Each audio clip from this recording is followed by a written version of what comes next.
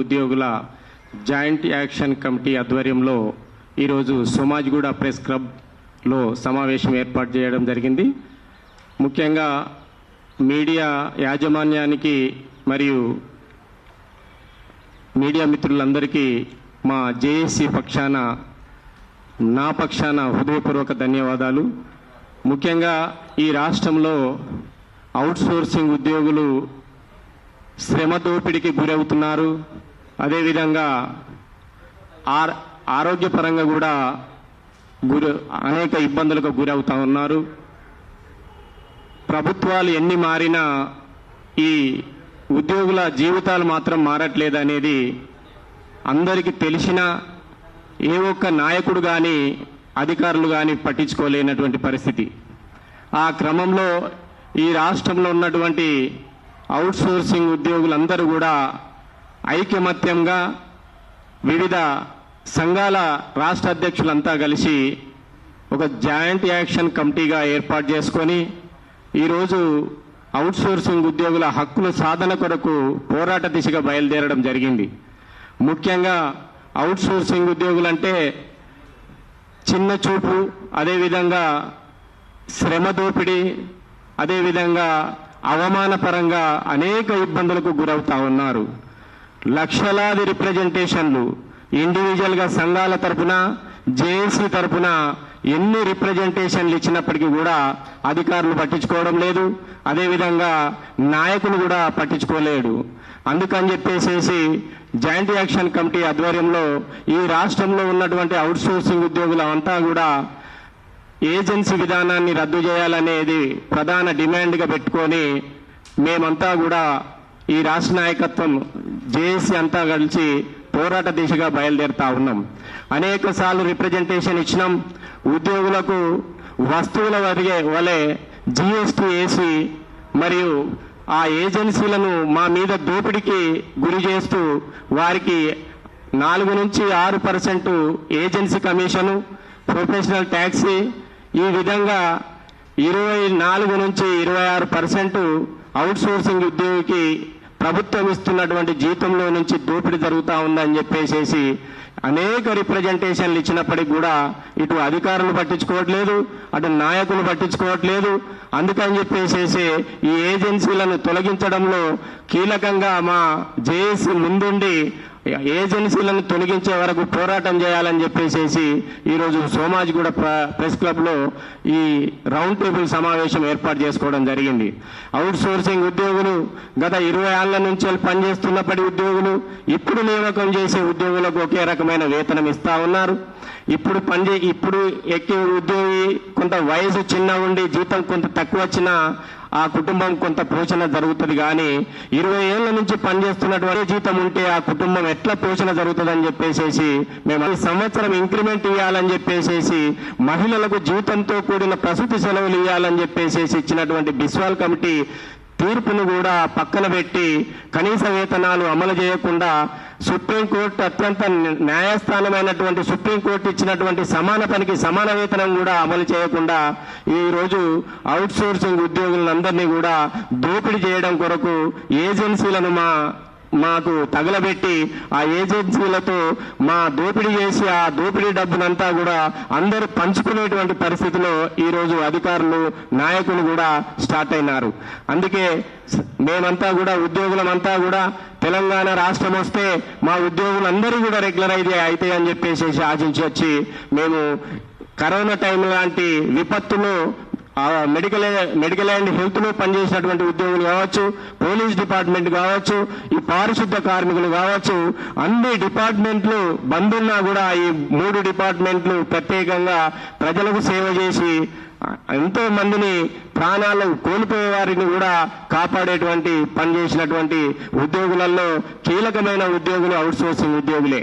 కానీ ఉద్యోగులు మాత్రము ఏ కుటుంబం కూడా ఆర్థికంగా కావచ్చు, సామాజికంగా కావచ్చు, వారి కుటుంబాన్ని పోషణ జరుపుకునేటువంటి జీతం లేక అనేక ఇబ్బందులకు గురవుతా ఉన్నాం.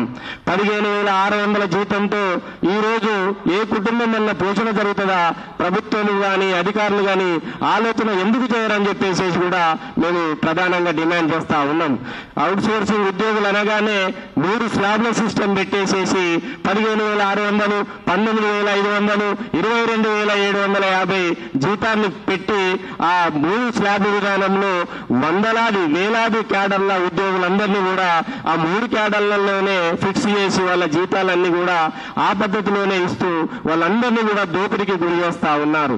వారికి విద్య లేక కాదు, వాళ్ళకు టాలెంట్ లేక కాదు, ఉద్యోగాలు లేక నిరుద్యోగంలో మునిగి ఈ ఉద్యోగులంతా ఏదో ఒక పని చేయాలి, తల్లిదండ్రులకు భారం ఉండొద్దని చెప్పేసి ఈ ఉద్యోగులంతా కూడా వారు ఎక్కడ ఏ పద్ధతిలో ఉద్యోగం దొరుకుతుందో అనేటువంటి పద్ధతిలో చేరినటువంటి ఉద్యోగులే వీళ్ళంతా. కానీ వారిని ఏజెన్సీలు అనేక దోపిడీ చేస్తా ఉన్నాయి. ఒక అవుట్ సోర్సింగ్ ఉద్యోగిని నియామకం చేయడం కొరకు లక్షల రూపాయల దోపిడీ చేసి ఆ ఉద్యోగులను కూడా నియామకం చేసి వారిని శ్రమ దోపిడీ చేస్తా ఉన్నారు. అందుకని చెప్పేసి ఈ ఏజెన్సీ వ్యవస్థను రద్దు చేయాలని చెప్పి ప్రధానంగా మేము డిమాండ్ పెట్టుకున్నాం. పక్క రాష్ట్రమే మనతో కలిసి ఉన్నటువంటి ఆంధ్రప్రదేశ్ లో ఏజెన్సీ వ్యవస్థను రద్దు చేసినారు, కానీ మన రాష్ట్రంలో మాత్రము ఏజెన్సీలను రద్దు చేయడం లేదు. ఈ రాష్ట్రంలో ఖచ్చితంగా ఏజెన్సీలను రద్దు చేయకపోతే ఈ రోజు పెద్ద ఎత్తున మన జేఏసీ ఆధ్వర్యంలో ఈ లక్షలాది మంది అవుట్ సోర్సింగ్ ఉద్యోగులంతా కూడా ఈ రాష్ట్రంలో స్తంభింపజేస్తామని చెప్పేసి కూడా మేము ప్రధానంగా డిమాండ్ చేస్తా ఉన్నాం. ఎలక్షన్లలో వచ్చినప్పుడు ఆ నాయకులంతా కూడా ఏం చెప్తున్నారంటే ఫస్ట్ వాళ్ళు చెప్పే విధానం ఏముందంటే అవుట్ సోర్సింగ్ ఏజెన్సీలను రద్దు చేస్తాం, ప్రభుత్వం మేము అందరినీ కూడా రెగ్యులరైజ్ చేస్తామని చెప్పేసి ఎలక్షన్ల ముందు చెప్తున్నారు. వాళ్ళు ఎలక్షన్లు అయిపోయిన తర్వాత ఆ పదాన్నే మర్చిపోతా ఉన్నారు. మేమేమంటున్నాము, ఉద్యోగులంతా కూడా మీ అందరికీ మేము ఆ నాయకులంతా చెప్పింది విని మీకు ఓట్లేసి మేము మిమ్మల్ని గెలిపిస్తే మీరు ఆ అవుట్ సోర్సింగ్ ఉద్యోగుల గురించి పట్టించుకోకపోవడం చాలా దారుణం.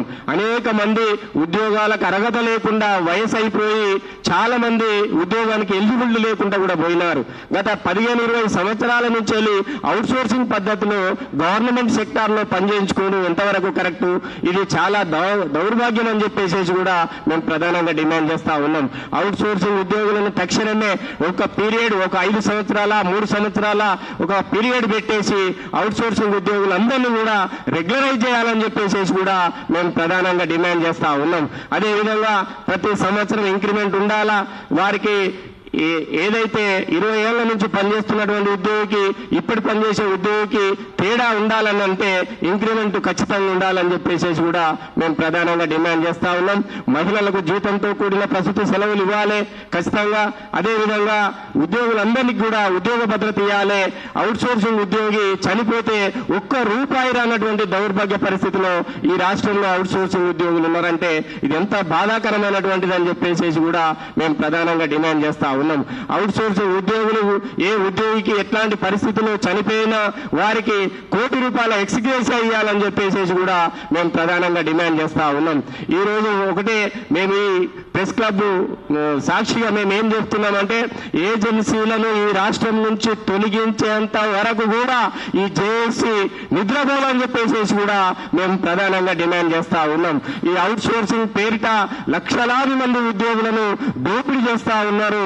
ఈ మధ్య కాలంలో అనేక డిపార్ట్మెంట్లో ఉద్యోగులు రెగ్యులర్ ఉద్యోగాల పేరుతో అవుట్ సోర్సింగ్ ఉద్యోగులను తొలగించి 10-20 సంవత్సరాల నుంచి పనిచేస్తున్నటువంటి ఉద్యోగులను తొలగిస్తా ఉన్నారు. ఆ తొలగించినటువంటి ఉద్యోగులను తక్షణమే మళ్లీ విధులకు తీసుకోవాలని చెప్పేసి కూడా మేము ప్రధానంగా డిమాండ్ చేస్తా ఉన్నాం. ఏది ఏమైనా ఈ అవుట్ సోర్సింగ్ పేరునే ఈ తెలంగాణ రాష్ట్రంలో లేకుండా ఈ జేఏసీ మొత్తం పోరాడి తరిమి కొట్టాల్సిందిగా మా రాష్ట్ర జేఏసీ తరఫున మేము తెలియజేస్తూ ఉద్యోగులందరికీ కూడా మేము మన రాష్ట్రంలో ఉన్నటువంటి ఉద్యోగులంతా కూడా త్వరలో మేము ఈ జేఏసీ ఈ రోజు ఒక డేట్ ఫిక్స్ చేస్తుంది. ఆ రోజు పెద్ద ఎత్తున పాల్గొని ఈ రాష్ట్రంలో ఉన్నటువంటి అవుట్ సోర్సింగ్ ఉద్యోగులకు జరుగుతున్నటువంటి అన్యాయాన్నంతా కూడా ప్రజలకు తెలియజేసిన దాకా మనం వదిలిపెట్టొద్దని చెప్పేసి తెలియజేస్తూ ఈ అవకాశం ఇచ్చినటువంటి నాయకులందరికీ కూడా పేరు పేరున ధన్యవాదాలు తెలియజేస్తూ సెలవు తీసుకుంటున్నాను.